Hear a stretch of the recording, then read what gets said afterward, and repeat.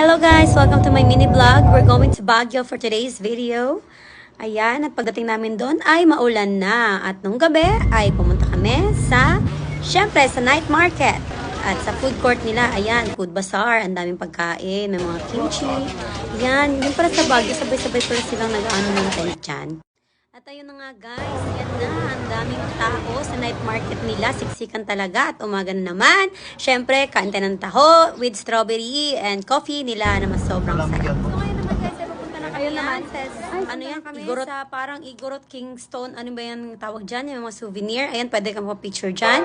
Yan, sumasaya na yung mga Igorot. At ayan ako, syempre, ganda-gandahan. At ayan na naman, may headdress ng Igorot at yung white Carabao nila. Yan, may horsey riding at yung syempre strawberry nila mura lang. At yan, tumaan lang kami, pumunta kami ng Lourdes Grotto. Syempre nag-ano kami ng kandila, maraming mga rosary dyan. Ayan, sa Vicente Ferrer. Maganda din dyan, magdasal. Mag-alay kayo ng dasal. Ayan yung mga ano nila kandila, may mga color yan. Ayan, pink, success, red love. Ayan, ang ganda ng bulaklak, orange na orange. Ayan, papunta kami yan sa Diplomat Hotel. Ayan, oh, nakakatakot din, di ba? Ang tagal na pala niyan. Yan, syempre, picture tayo. At yan na, syempre, yan ang Baguio. And that's it. At bibili tayo ng souvenir at pauwi na kami.